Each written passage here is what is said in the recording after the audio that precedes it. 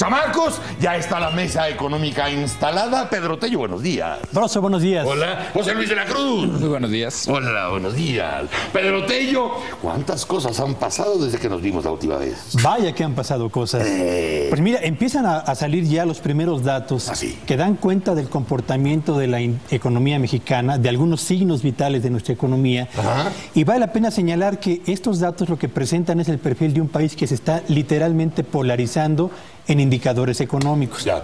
De una parte, la industria automotriz arranca el primer mes de 2015, enero, reportando un nivel histórico en materia de producción y en materia de exportaciones. Le va bien a la industria automotriz. La Bolsa Mexicana de Valores acumula ya 5 jornadas consecutivas de incremento tras haber arrancado el año prácticamente con un comportamiento zigzagueante, altas y bajas pronunciadas en lo que a su principal indicador se refiere.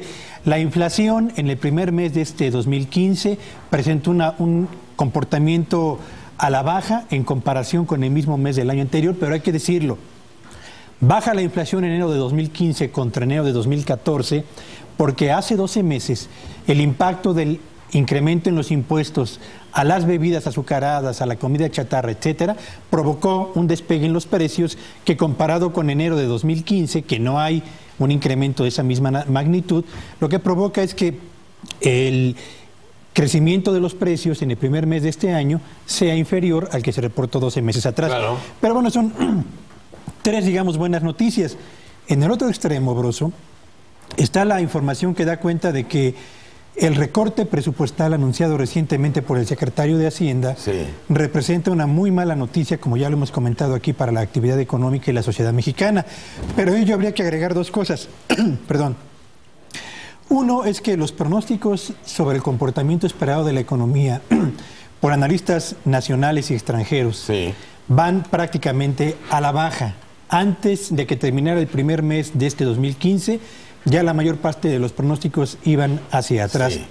Pero además, de acuerdo con la información que levantó el INEGI hace unas cuantas semanas en las 32 ciudades más importantes de todo el país, para tomarle el pulso a la percepción que tiene el consumidor mexicano sobre la economía familiar, sobre la economía nacional y sobre sus posibilidades para comprar bienes de consumo duradero o electrodomésticos, para decirlo como todos lo podemos conocer más fácilmente. En ese resultado, en el resultado de esa encuesta, nos encontramos con que la confianza del consumidor en el arranque de 2015 va para atrás. ¿Por qué? Porque el consumidor considera que la situación económica de su familia hoy es peor que hace 12 meses. Porque considera que en 12 meses hacia adelante la situación económica de su familia no va a mejorar. Porque considera que la situación económica del país es hoy peor que 12 meses atrás, y porque considera además que sus posibilidades para comprar bienes y servicios de consumo duradero son francamente peores a las prevalecientes apenas el mes inmediato anterior. De modo pues que estamos frente a un mercado interno cuyo principal actor o protagonista, el consumidor, no presenta señales de reanimación que vayan a generar por lo menos un ambiente positivo para el comportamiento de la demanda nacional de bienes y servicios en el territorio nacional, lo que significa, en otras palabras, que al comercio, al menudeo no le va a ir bien, y a los proveedores del sector comercial en México no les va a ir bien, por lo menos en el arranque de 2015. Así que iniciamos este año con signos vitales que hablan de una economía que se está polarizando. Algunos indicadores y algunos sectores les va bien, pero a la mayor parte de los agentes que determinan el comportamiento del mercado nacional no les está yendo nada bien, por lo menos en lo que a su percepción sobre lo que está ocurriendo a su alrededor se refiere. Y esto me obliga casi a preguntar, tomando en cuenta estos signos que además ustedes nos han venido explicando a lo largo de las semanas, esto me parece como si estuviéramos hablando de Brasil o si estuviéramos hablando de la India. Igualmente parece ser que la prioridad es que la macroeconomía luzca bien a los ojos del mundo, aunque lo de adentro se pudra. Esto puede obedecer a una política local, pero esto más bien indica que es una política global, que así tiene que hacer y que estamos siguiendo un guión, José Luis. Bueno, al final del día no podríamos entender el comportamiento de México sin también entender que este modelo surge de una recomendación de hace 30 años de Fondo Monetario Internacional, Banco Mundial. Sí. Cuando nosotros escuchamos que el objetivo central que se tiene es mantener la economía estable, que el objetivo es tener estabilidad macroeconómica, lo que se deja de fuera es de que esa estabilidad no necesariamente significa bienestar. Es decir, se puede tener estabilidad sin tener crecimiento y sin alcanzar mayores niveles de bienestar social. Y en este momento lo que justamente estamos observando es un país que casi no crece, que aparentemente se encuentra cerca de sus capacidades potenciales, pero en donde eso no se traduce en un bienestar del consumidor. De algunos elementos que mencionaba Pedro, me parece que hay dos, en donde además de reflejarse esto, también refleja de que esa estabilidad ni siquiera se está alcanzando en algunas partes como la financiera. Por ejemplo, hace unos días la Comisión Nacional Bancaria de Valores decía: el crédito que se dio al consumo se está dejando de pagar. El año pasado esta cartera vencida creció en 11%. ¿Por qué es importante esto? Porque nos llevó a un nivel de débito de aproximadamente o un nivel similar al que teníamos en la crisis del 2009. Es decir, la cantidad de recursos que se están dejando de pagar por los créditos otorgados solo tiene una comparación a lo que vivimos en 2009, a pesar de que no estamos en crisis. ¿Esto qué implica? La gente no tiene recursos suficientes para pagar por lo que pidió prestado.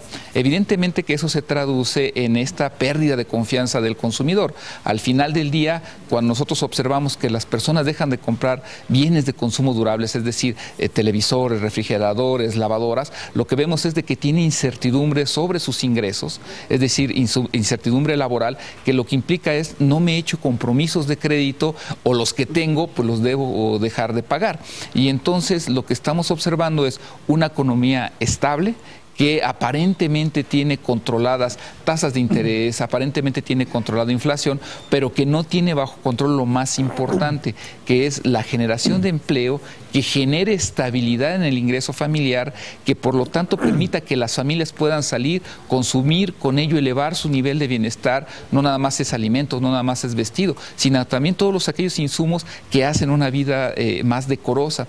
Y es ahí en donde tenemos el problema. Y entonces es justamente esta disociación entre variables que están muy bien calificadas a nivel de Fondo Monetario, a nivel de Banco Mundial, y que nos permiten presumir de esta estabilidad macroeconómica, pero las otras que están vinculadas con la pobreza, en donde al final del día lo que tenemos es una elevación de los niveles de pobreza en esta economía estable, y que, si me permite ser comercial, es parte justamente de lo que nosotros tratamos en nuestro último reporte. Al final del día, la solución de esto está en que lo que falla es la creación de empleo formal bien pagado, es decir, lo que necesitamos es tener fuentes de producción interna que te aseguren que la estabilidad se traduzca en mejores niveles de vida. Que esto nos llevaría al mercado interno, ¿no? Efectivamente. Al mercado interno una vez más. Pero aquí estoy obligado también a preguntar, porque parece ser que con el Fondo Monetario Internacional y el Banco Mundial, pues parece que siempre quedamos muy bien, ¿no? Pero ¿cómo leemos ahora que vino Bill Clinton, después de que estuvimos platicando acerca de la reforma energética, y la reforma energética nos va a sacar de pobres, y va a haber muchos empleos, y va a haber una inversión tremenda, y va a haber esto, y va a haber lo otro? Cuando llega Bill Clinton y dice: apuéstenle en la energía verde, cabrón. O sea, casi te lo está anunciando, y de alguna manera lo habíamos platicado. O sea, no vaya a ser que llegamos tarde a la cuestión petrolera, porque lo que está preparando ya en el macromundo es la energía verde. Desde luego, se trata finalmente de definir lo que en este espacio hemos comentado una y otra vez. ¿Cuál es el proyecto nación al que aspiramos en los próximos años? ¿Y cuál es el camino que estamos dispuestos a emprender para alcanzar o construir ese proyecto nación? Lo que es un hecho es que el proyecto nación que hemos ido construyendo a lo largo de las últimas décadas es un proyecto nación que ha favorecido a pocos sectores económicos, a unas cuantas regiones del país y a un grupo muy reducido y cada vez más rico de personas en el territorio nacional. Y cuando uno revisa lo que marca la diferencia entre una economía desarrollada y un país como el nuestro en vías de desarrollo o economía ascendente o emergente, como eufemísticamente nos llaman, uno se da cuenta que la diferencia estriba en en el grado de compromiso que toman aquellas economías con la defensa y promoción de sus actividades económicas internas. Sí. A diferencia de lo que ocurre en México, que nos hemos ocupado de impulsar a las actividades económicas que están vinculadas al exterior, olvidándonos de todas las empresas y de todos los productores del campo que dependen fundamentalmente del mercado interno.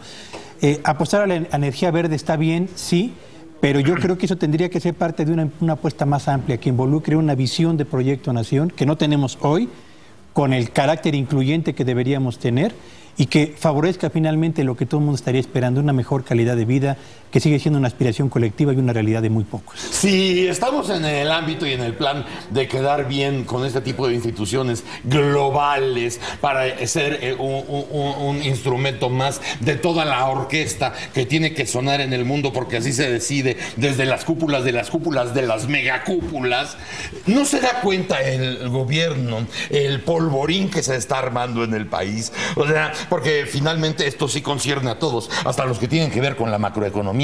No es muy buen negocio que la gente esté enojada porque no tiene lo que muy pocos sí tienen. No es negocio para nadie. Y esto redunda en lo que vimos el año pasado, el sexenio pasado. El miedo en todos los ámbitos, tanto al que secuestran por 50 pesos, al que tiene 27 guaruras. El mismo miedo. No es negocio.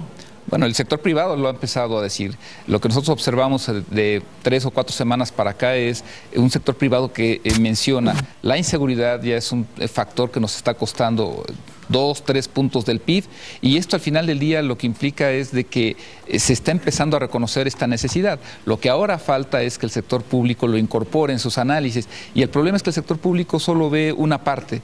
Ve, por ejemplo, las recomendaciones de Fondo Monetario, de Banco Mundial, pero no ve las lecciones de política económica aplicadas por otros países. Hay un ejemplo bien claro, el propio Estados Unidos tiene 2 políticas, el Buy America y el Buy American, que es el gasto de gobierno en donde está apuntalando la compra de productos hechos en Estados Unidos con insumos norteamericanos y además manufacturados totalmente en Estados Unidos. Si nosotros queremos seguir las mejores prácticas mundiales, hace falta ver más allá de Fondo Monetario y Banco Mundial y veamos hacia los que lo han sabido hacer, que son, por ejemplo, los norteamericanos, y con eso aseguran 2 cosas: empleo y que sus empresas estén financieramente sanas. ¿No pasamos alguna vez por ahí con lo hecho en México? ¿Está bien hecho? Fue una buena campaña publicitaria, pero un error nada más. Absolutamente de ejecución. Entonces, si Estados Unidos es capaz de hacer como la Inglaterra de la posguerra, se va a comprar lo que se produce aquí. ¿Para qué? Para generar empleos, ¿no? Estados Unidos está pugnando también por eso. Buy American. Entonces nosotros no tendríamos por qué no hacerlo, Pedro. Hay en los acuerdos comerciales que México negoció con el exterior un apartado donde se permite que parte de las compras gubernamentales se canalicen a empresas nacionales y concretamente a micro, pequeñas y medianas industrias. Aprovechemos eso, pero hagámoslo de veras. Y no nada más en los contratos de trenes y eso, ¿no? Entre otras cosas, ¿no? Que luego cancelan. Luego pagar. Y luego pagar. Es para los cuates, o usando, luego se cancela y luego te cobran los chinos. O usando las afores y las pensiones. Y a lo chino. Gracias, Pedro. Rosa, buenos días. José Luis de la Cruz, muchas gracias. Señora. Muchas gracias. Buen día. Doctor de la Rosa. Qué gusto, señor. Muchas gracias. Mañana, sin falta, chamacos, a las 6:30 estaremos con ustedes por Foro TV, lo quieran o no. Si tienen tele, ahí se ven. ¡Órale!